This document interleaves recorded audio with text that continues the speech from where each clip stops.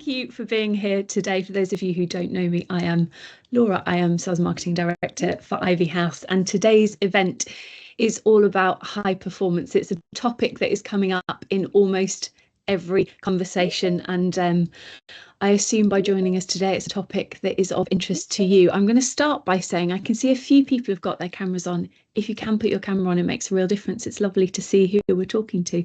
So thank you. You're all welcome here. I actually love to start these events with a stat. We had an amazing stat shared this morning, which we debated as a team, and that is top performing employees are up to 800% more productive than their average counterparts. 800%. So today's event on high performance actually isn't about working harder or longer. It's about creating conditions that allow people to operate at their best. So the conditions that need to be true for the individual and the role of a leader in creating environments where their team can thrive. And so that is what today's event is all about. We're going to try and make this as interactive as possible. So we will ask some questions. There'll be some polls popping up. We actually ran an extended version of this as an in-person event for our members club last month, and it was incredible. So more information to follow on the members club at the end of today. Just a few housekeeping bits. We've only got 45 minutes today, which means I don't think we're going to have time for a Q&A, but we would love you still to ask questions in the chat. So we've got a team here who will be replying to as many questions as they can. If we don't have time to come back to you, we will come back to you after today. And today's going to run in two parts. So part one will be run by Natalie Benjamin, Ivy House's CEO. She's a performance expert and a former elite athlete, which she'll be telling you all about. And she's going to bring it back to the humans, so the conditions that need to be true for people to perform. And part two will be Neil Trevena, our Director of Design and Delivery, who is an expert in high-performing teams. And he'll be looking at the role of the leader in creating environments where people can perform. And actually, I think the team are going to pop links to both of their LinkedIn in the chat. So feel free to connect with them, reach out to them, ask them questions directly if that's of use. That's it from me at this point. I'm going to hand over to Natalie to start the first part of our session.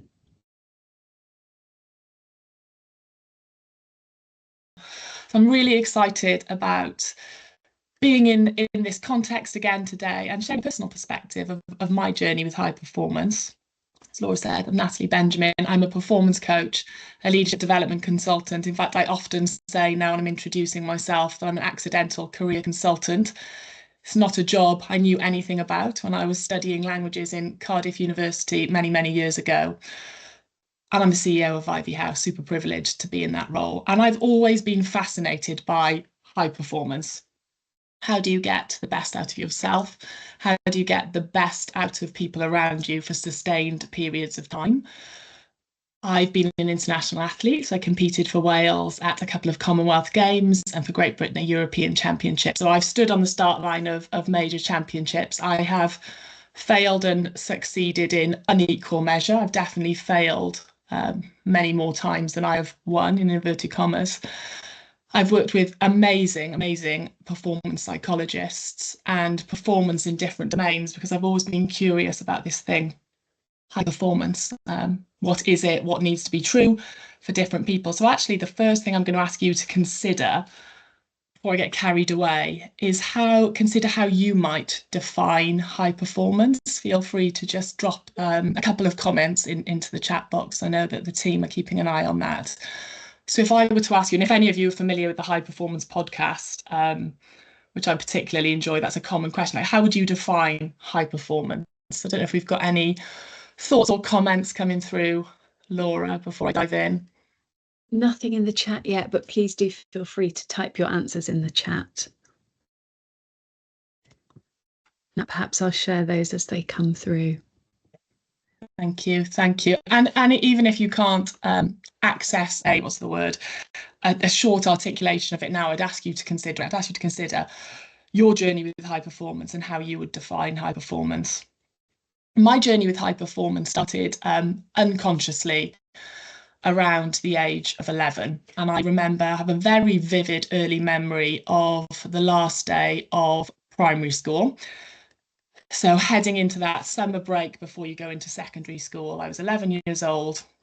and we were having a sports festival, or a festival towards on the last day. And I remember the teacher inviting us to the grass, big grass field, and sort of laying out that there was a circle, a big circle laid out, and we were divided into 4 or 5 teams. And we would sit on the spokes of this circle, if that makes sense. One person would go in a row, essentially a relay. Each of your team would complete a loop of the circle. And I remember sitting there looking at the team I was put with and doing the most sort of rudimentary talent assessment you could ever imagine, and thinking, well, this team's not going to win. I'm not in the winning team. And I remember I can feel some of those emotions. I can actually access some of them now, but I can remember those feelings. And the race took place, and I ran my heart out. And I wasn't a bad runner. I ran my heart out, and my team came second. And I can remember my eyes starting to sort of, that burning sensation when you know you're emotional, my lips starting to go. And I couldn't come to terms easily with what had just taken place. And I think if you'd asked me there and then, and if I had the cognitive ability to answer, what does high performance mean to you? I am absolutely sure I would have said, it means coming first. I would have had a very binary view that high performance meant coming first. I've been on a 30-year journey with high performance, and I'm delighted to have got to a position where I realise that you can't tell if somebody has won by whether they come first or not. And there is so much more to high performance, the journey, what you've overcome, than coming first, even though coming first sometimes can be fun. So there's a whole set of things in there when we think about high performance. So I'm just going to move us forward a bit. What I'm going to do now is I'm going to share, again, from a personal perspective, 4 conditions, if you like, that I believed or I experienced to be true when thinking about high performance. And the first is the role of the foundations. We might call it the basics in high performance. My experience of high performance in sport, and over the last 20 years in business, working with senior execs, I do a lot of top team facilitation and coaching. There are some non-negotiable foundations for talented people, and there are no shortcuts, no matter how much talent you have. As I said, between the age of 16 and 23, I was an international athlete. I was a 1,500 metre runner. And every year for those 7 or 8 years, after the summer season, we would go into a big block of mileage, winter training. The same things happened every year. A foundational block of training to build endurance after the summer break. A hard slog. Now, you can play around with the profile of your training and the amount of miles you do, but as a middle distance runner, it was a foundation of performance, and there was no getting away with it. You had to run a lot of miles every week. And even if you finished that season with a personal best, you'd always have to do the miles again. And you could never go, I'll do less. You might have to do them differently. You'd always be thinking, what's more? Now, training for middle distance running, any of you who know about middle distance running, or even amateur runners, will know that so many things advance in training, shoe technology, a better blend of cross training. But it will always be true that the right sleep, the right recovery, the right physio, no hacks, no shortcuts, those things will always be true. And that lasting success relies on doing those foundations over and over and over, consistently. And when I see high performers in organisations, people on the C-suite, people thriving in their roles and excelling in their roles, I always notice their attention and their mastery of some of these non-negotiables, some of what might be the equivalent non-negotiables in business. It is always going to be important to be able to run a brilliant meeting. At whatever level you are, wherever you operate, it is always going to be important to create conditions where people can bring of their best. It's always going to be important to be able to provide brilliant feedback, etc., etc., etc. Those foundations are critically important. I'll scurry along. I'll move us along to a second reflection I've had. And it's about the role of discomfort in high performance. Again, when I was thinking about this talk and it being a reflection of my experiences over the last 20 years, I sort of had a realization about myself that I quite enjoy discomfort, and it's not uncommon for me to seek it. And when I unpacked that, I realized I know that there's a relationship, or my experience is there's a relationship between discomfort and high performance. There was, when I was an athlete, there was a particular challenging session I used to do, training session, on some sand dunes in South Wales. Again, for the running community, they're well known, and lots of Olympic athletes train on these sand dunes in South Wales. Running up sand for somebody who is, I mean, you can't see me, but I can tell you I'm very tall, so I've got long levers. So people I could routinely dominate in a race could absolutely, safe to say, annihilate me on the sand dune training. It was both emotionally and physically uncomfortable. Emotionally, because I wasn't good at it, I wasn't competent at it, and physically because lactic acid would fill up very quickly in my legs, and we would need to do many repetitions. So I'd be running through discomfort or running to exhaustion for long periods of time. I almost want to say that I grew to love it. If I'm absolutely honest, I never grew to love the session. What I grew to love was the impact it could have on me if I could manage my mind around it. And I remember my coach saying to me once, when I was on the 10th Big Dipper, we called it, a 60-metre sand dune, and I was really in a lot of discomfort. And he said, this is where the magic happens. This is where the change happens. It probably took me too long in my career. So there's this thing about discomfort and high performance. What it took me too long in my athletics career to realise was that too much discomfort is not the same as high performance. In fact, it's quite a dangerous conflation. My experience is when you're working with talented people, and this is my experience in organisations now, is that they rarely lack motivation. Of course, there can be some aspect of that, but my experience, you're working with high performers and high talent, they really lack motivation to push themselves. Half the battle is avoiding the temptation to overtrain. Obviously, that's words from a sporting background. And I very much know now, and I've learned the hard way, that managing that balance between when I'm in discomfort, when I rest, how much discomfort can I take that's stretching my performance versus detracting from my performance, is absolutely crucial to high performance. And I talked to the team here at Ivy House about almost points of energy, and they're finite, and being really careful with how you use them.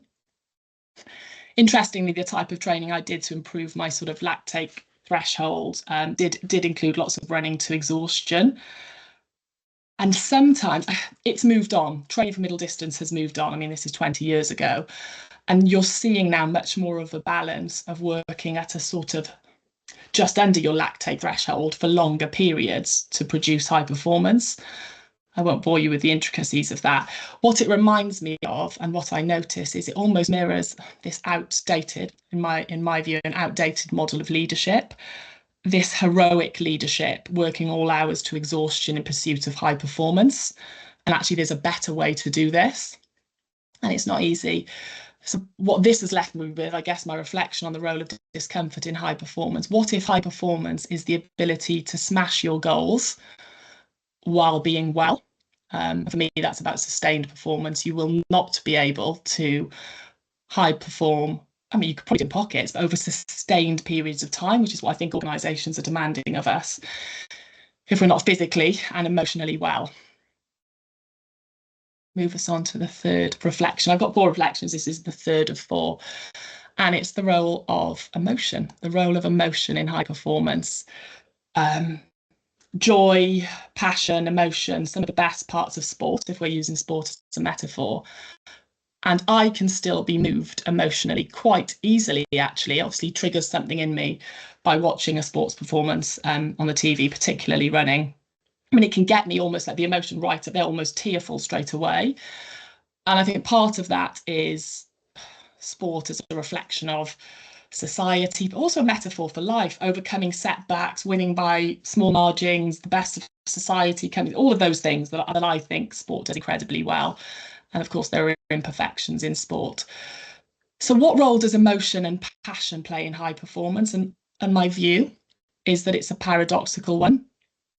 Both hugely important, being able to access emotion and passion to drive you forward, but a huge derailer if you get it wrong. Not allowing it to derail you, it is the absolute imperative component, I guess, of high performance. So accessing it, but being able to have this sort of mind mastery, and you see the best performers in sports do this, control the controllables, loosen their grip on the thoughts they pay attention to, be in the moment, etc. Actually, lots of the work we do at Ivy House is around this mind mastery, being the observer of our thoughts, being able to be in the moment, to know that our thoughts are over there and what do you do with them, how do you access them. So if you remember little Natalie, 11-year-old Natalie in 1994, I was already experiencing, although I didn't know it at the time, my thoughts working against me. Immediately, as I was put into that team of people I didn't think could help me win, I was thinking the wrong patterns of thinking. I don't think this is the right team. I don't think I can win like this. I think I'll be sad if I lose. All of those things affected both my performance and, of course, my mindset. Fast forward to 2003, to the European Championships in Bydgoszcz in Poland. It was my best year as an athlete and my best race. And I didn't come first, but I know that I won. I outperformed what was expected of me to get into the team. I performed really well in the heats and semi-final, and then I ran a personal best in the final. And when I look back to that day now, of course, lots of things led up to it. Lots of things I must have got right in terms of training.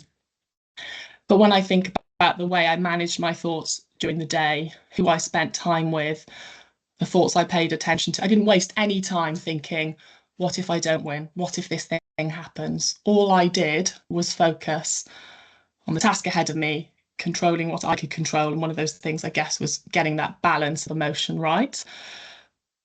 Doing the warm up my way, going into the call-up room in a way that suited me. And actually just running, just enjoying the running. There's something for me about high performance. Some joy is involved in it. I started to run because I liked running. I still like running now, even though I can't run as fast. So accessing that joy, that side of emotion, rather than letting the other things get in the way. The last but by no means least, and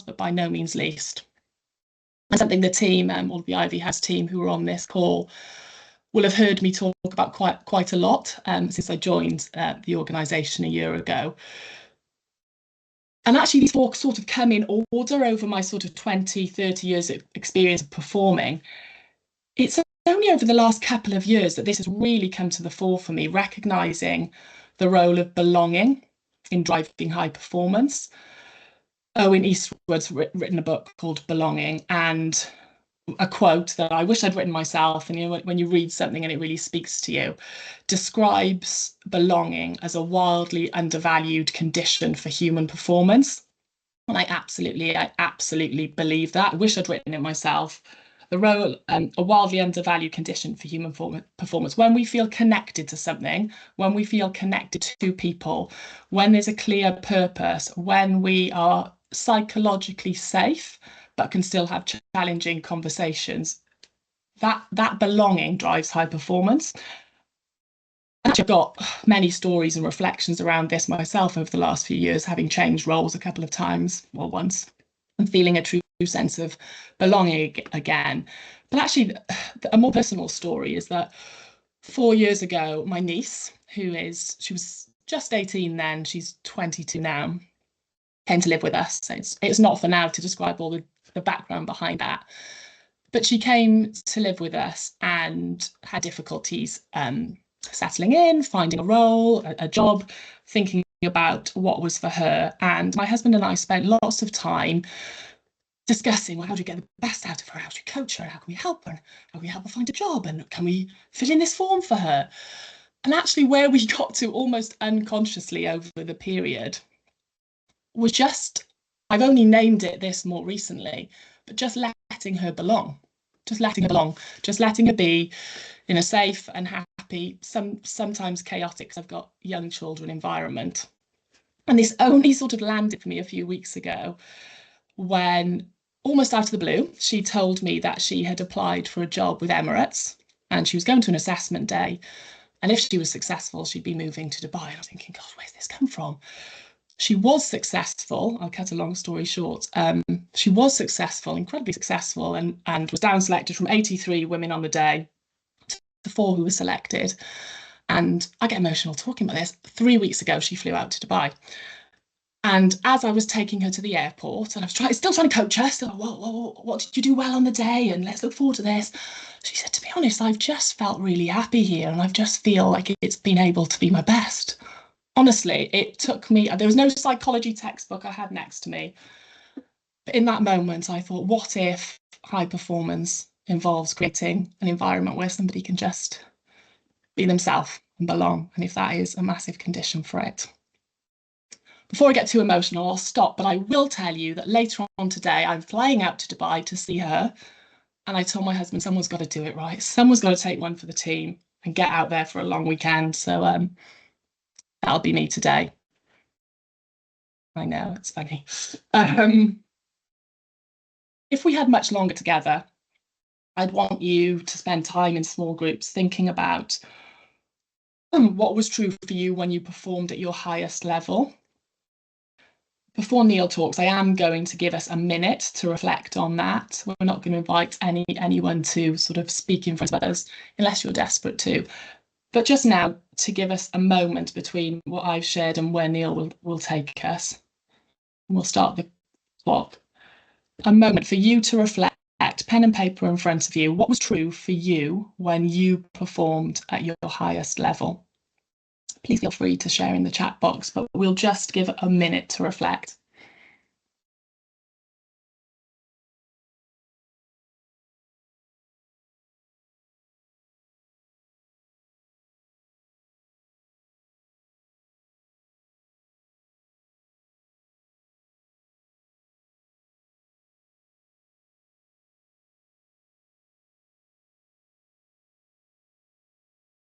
I think I can see some popping up, Laura. Maybe you can see them better than me. I don't know.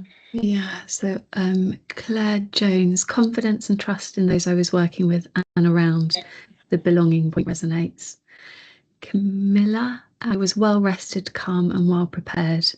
Maxine, feeling supported and believed in. They're all environmental, aren't they? They're all environmental. They're not when I was at my technical best, when I'd learned this technical skill. Really interesting. Yeah, we've had encouragement and empowered, belonging resonates and given the opportunity to thrive. I was acting on instinct and not overthinking, empowered, supported and happy. Thanks, Nikki.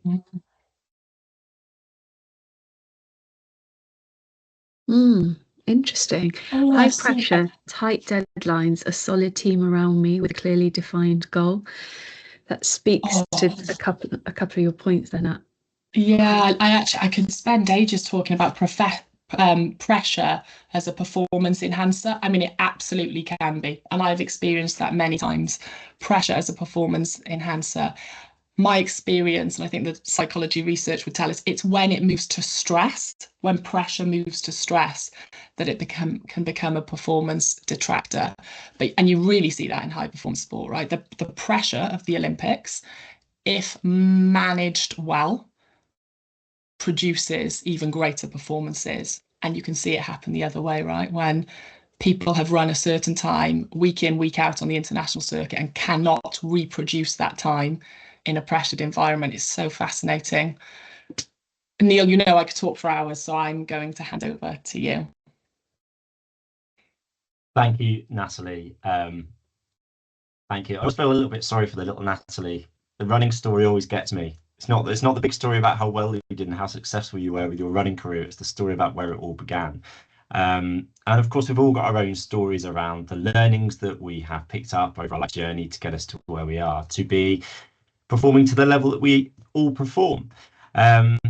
So it's my absolute privilege to pick this conversation up and to steer it towards an organisational perspective. And I was just reading the chat actually, and Malcolm, you made a great comment earlier around, Natalie's focus absolutely has been on the individual. And then you made a comment that says, how often do we see high-flying people achieving what appears to be success, only to look over their shoulder and see a wake of carnage behind them? Absolutely. We see it time and time again. And I'm sure some of us created that carnage. This isn't about being perfect. It's about focusing our energy in the right places to create the right environments for people to thrive, so that they can thrive with ease and perform. So that's where we're going to go next. My name is Neil Trevena. I am the Director of Design and Delivery here at Ivy House, a position that I hold passionately. I'm truly passionate about leadership development, and I've got my own story with leadership development and high performance. For nearly 10 years of my career, I was a police officer down here in the southwest of England. And I was actually a police officer in the smallest city in England called Wells. Now, some of you on the call may have watched the film Hot Fuzz. If you have, then you'll know it's about a police officer in the country. And I actually live and I worked as a police officer in Wells, and that is where Hot Fuzz is based. So I was Hot Fuzz for nearly 10 years of my career. If you've not watched it, it's a great film. Go and seek it out. And over my time, I experienced being part of a really high performing team in many, many different ways. And I have a distinct memory of just before I left the police, actually, I got sent to quite a high profile disorder of violence. And I was on my own and I was heading to this disorder. Didn't know what I was going to do. There's a lot of people involved, and a colleague joined me who I'd never met, and we sat side by side in the car. We went to the disorder. To cut a long story short, it was resolved through lots of clever, I'm going to say it was clever and blow my own trumpet, communication and risk assessment and de-escalation. We'd never met each other, but we were able to work side by side and perform with high levels of trust and just know through instinct. I think someone mentioned instinct in the chat earlier, to get a result that we needed to get. So I'm going to unpack that now and go, right, how do you create that type of environment within an organization? So I'm going to ask you a question to start with, and that question is, what's not working in your organization right now? So just lean into the chat quickly and give me one word. I'm going to challenge you to come up with one word. What's not working in your organization right now? And Laura, I'd love for you just to share some of these as they come in. Sure thing.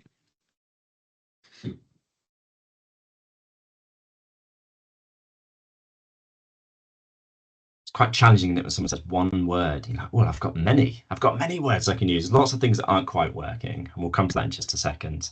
So a few have come through: slow decision making, alignment, structure, differentiating performance, interesting, empowerment, time. I love this word, courage, confidence. Brilliant. Keep them coming. For words coming to mind, keep them coming through, because I'm going to keep an eye on the chat box and try and relate it to some of the things that you're bringing in. Got a second question for you, which requires you to look inwards a little bit, actually. And the question is this. The question is, what is it about your leadership culture that is making that a reality? What is it about your culture that perhaps dampens empowerment, that perhaps diminishes alignment? And this isn't about other people are doing. I want you to reflect from your perspective as well. What am I contributing towards the culture within my organization that perhaps has an impact on these things? Again, just lean into the chat and let me know what some of your thoughts are. Okay, so we've got short-term target. Sorry, Laura, you jump in. No, that's okay. Short-term targets, tell as opposed to ask. Really interesting. We've been talking about that a lot recently. Effective communication, expectations versus reality, competing priorities, not longing to the longer term. Right. I mean, not that you're seeking validation, but we see this time and time again. We work with so many teams, so many organizations, and there is a repeat pattern of this kind of stuff. And some of it's really hard to look into, because we are, as individuals, a contributing factor towards these things. And that's another whole other story, which is an individual perspective. But we're here to talk about organizational perspective.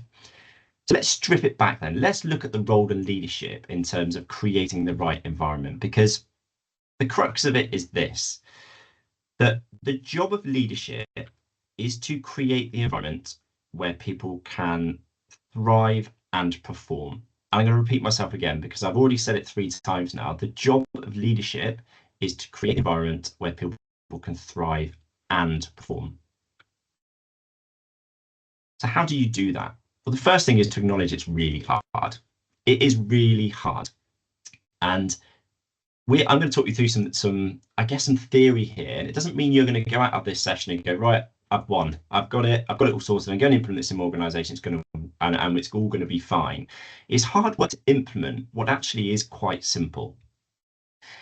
And when I talk about simple, I love the idea of simplicity, because the easier we can make it for ourselves as leaders, the more chance we stand in being able to implement change within our organizations. And Malcolm made the point about taking people on a journey. It's not about the individual, it's about creating the environment.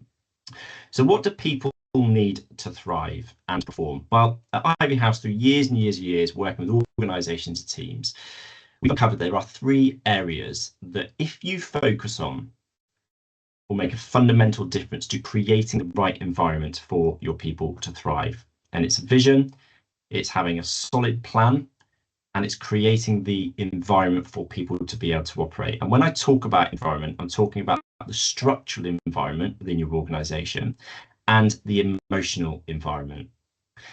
Now, on a personal level, I had quite a big week this week, actually, because I've had some feedback personally, and I've had some real time to explore how effective I am at this. And actually, the truth is, I'm not, Laura used the word expert earlier. I actually wrestle with that a little bit because I know lots about how to do this, and I don't get it right all the time. And one of my uncoverings around this was actually from an environment perspective. Emotional environment for me is a real strength and a default for me. I'm actually quite good at creating the right emotional environment, but structured environment, I need to do some work there. I thought I was really good at that, but I need to do some work. So this model, or these 3 areas, have helped me channel my energy now into the areas that can make a fundamental difference to the team that I lead and my contribution towards the environment within Ivy House. So let's unpack that a little bit further then, because what you saw before was the what of leadership. That is the what of leadership, the job of leadership. The how of leadership is different. So the what of leadership is the same if you are running a small 2-person painting and decorating organization, or you are leading or part of a multi-billion-pound organization that operates on a global scale. It's the same. Vision, plan, environment. Get those things squared away, people will thrive and perform. The how of leadership is slightly different, and it's slightly nuanced because of the context that you're operating. It's the piece in the middle here. It's the skills, it's the knowledge that you need to have within your environment. So let me go back 1 slide. So the what of leadership is the 3 areas: vision, plan, environment. The how of leadership is the bit that sits in the middle, which is individual to you.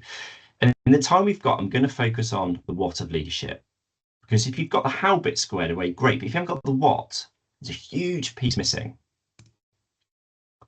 So the vision, what is the vision? The vision is the purpose, though. What is the purpose of what we're trying to do here? The purpose of the organization. What's the why?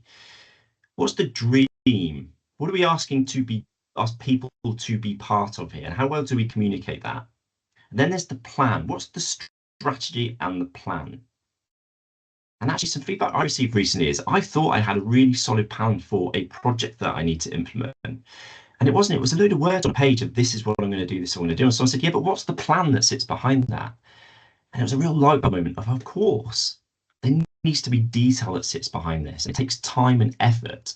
And how on earth am I expecting my people to get on board with this if I can't articulate clearly what the plan is? And what is my role within that as well? And what am I asking of my team and my people? What is the role I'm asking of them to play a part in actualizing that plan? And then how do I create the right environment for my people to thrive? So let's dive into this a little bit more to help you. So when we talk about vision, we're talking about creating a performance culture that enables people to be well. So how can we make sure we're focusing on the things that are fundamentally changing the narrative and getting the results that we're after? What is the short and long-term vision. I think in the chat again, there was some comments around short-term targets. That's okay. It's okay to have short-term targets, but where are they going? What are they contributing towards? And how well do your people know them? And how good are you at articulating them? And if you're not leading people, are you asking for clarity around these things? How aligned is the vision of your organization and the values that sit underneath it? And how good are you at helping people form that alignment? So that's the vision piece. And how exciting is it? Are you exciting your people around the vision? Because if it's not exciting and you're not excited by it, that is contributing towards the environment that you are creating. What about the plan then? I said that actually a plan can't just be words on a page and we're going to get it done in Q3 of this year. When's it happening? And I mentioned earlier, I'm quite good at the emotional part of the environment, the structural part. This is where I'm going to have to work really, really hard to actualize my vision and to get the results that I'm after. So with the plan, how clear is it? Is it through 1,001 different Gantt charts that some of your people might look at and go, whoa, I've checked out already because it's just far too complicated for me to understand? Is it repeatable? Can you and your team and your people in your organization articulate the plan? What are the measurements there? What are the timelines? And perhaps hearing me say this, you may be sat there noticing you're thinking of, I know this, Neil, I know how to put a plan together. Well, if you do know that and you're really good at it, that is an absolute superpower of yours. It's an absolute superpower because it's where lots of people have to put huge amounts of effort into the way they operate to be effective. So if it's a strength of yours, leverage it more, help other people do the same thing. And there's some other things there to consider as well, what's contingency plans, etc., etc. And you can see that the other bullet points that we've got listed here. The two different types of environment then, structured environment and we've got the emotional environment. The structured environment is around the tools that people have got to do the job. What skills and capability have people got to do the job? What are the processes? What are the initiatives that are in place to help people thrive? And sometimes we see organizations put lots of effort into this and think, well, if I do all this stuff, people will perform and thrive. Wellbeing sometimes is a great example. We put lots of support in place for people in an organization. Then when people aren't well or they're not performing, we go, well, we've given them all this stuff. That's a massive indicator there's something else missing. And it could be the emotional environment, or it could be the vision or the plan. So you're going to have to get creative with talking to people in your organization to find out what's missing, but channel it into the three areas that we're talking about now. And as you go through this, there'll be some moments of radical honesty that are needed. I've shared with you some vulnerability today around my own journey with this and how I need to improve. What's yours, and what is hard to admit to yourself that perhaps you're not good at, or you're not calling out if you're not leading people of those that lead above you. And then there's the emotional environment. How well do you create an environment for your people to feel emotionally connected? How proud are the people to be working for your organization? Do they belong? I love Natalie's foundational point number 4 around belonging. The story about her niece really, really gets to me. And I use that quite often in my day-to-day operation and go, how are my team feeling? How do they belong to this? Because it's not about me, it's about creating belonging for everybody. How safe do my team feel? And can my team be well whilst working here? And that's a huge responsibility as a leader, but it's not our responsibility to do things for our people to keep them well. It's our responsibility to create the right environment where people can manage themselves well and feel psychologically safe to say, I'm under pressure, but it's actually venturing into stress now because it's on a repeat. It's on this thing is happening all the time, as Natty beautifully spoke about earlier. It's our job to create the environment for people to let us know so we can help them with it. So I'm really conscious of time. What I'm keen to do really quickly is just get you to reflect for literally 20 seconds. Reflect on those 4 different areas. And how would you rate, or how would your people rate in your organization how well you do this as a leader? And if you don't lead people, how well does your organization do this? Just quickly, for the 4 different areas, score yourself out of 10. 10 being my manager, my leader, the organization do this really well. 1 being terrible. There's absolutely lots of work to do. So quickly score yourself out of 10 for each 4, and then just drop into the chat box one of those 4 areas that you feel, if you were to focus on more, would make a fundamental difference for creating the right environment for your people in your organisation to thrive. Just one area. Is it vision? Is it plan? Is it structural environment? Or is it the emotional environment that goes with it?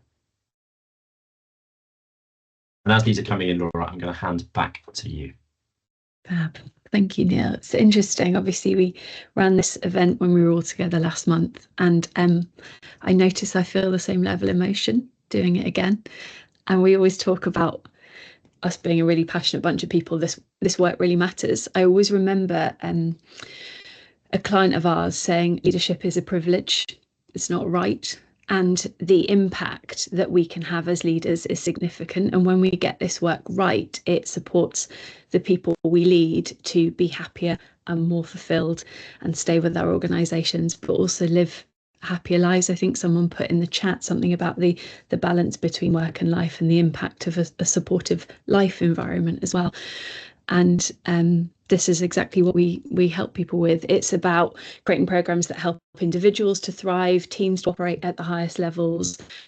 And we always talk about 2 things. It's about having the skills to do the job brilliantly, but also the mindset to thrive when things are fast and changing and flung at you. And there's no longer a playbook of, in this scenario, do this. People have to be able to cope with anything. So yeah, we love the work we do. We support some incredible clients. We in fact, the most common word used to describe our programs is life-changing, and that's why it matters.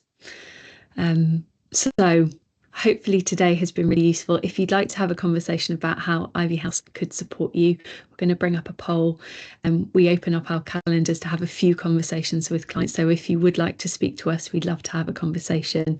And you may know, if you've been to our events before, we love to end with what we call a peak end. So we've kind of dropped in some news about the Ivy House Members Club. We launched the club last year because we had so many conversations where we were going, you need to speak to so-and-so. And actually we thought if we could create a community for senior HR, L&D professionals to come together and learn from each other and feel like they weren't alone, actually, that would be incredible. So we opened up last year. We had so many applications. We accepted 100 members, and really it is the most incredible network of people. We met last month at the Globe.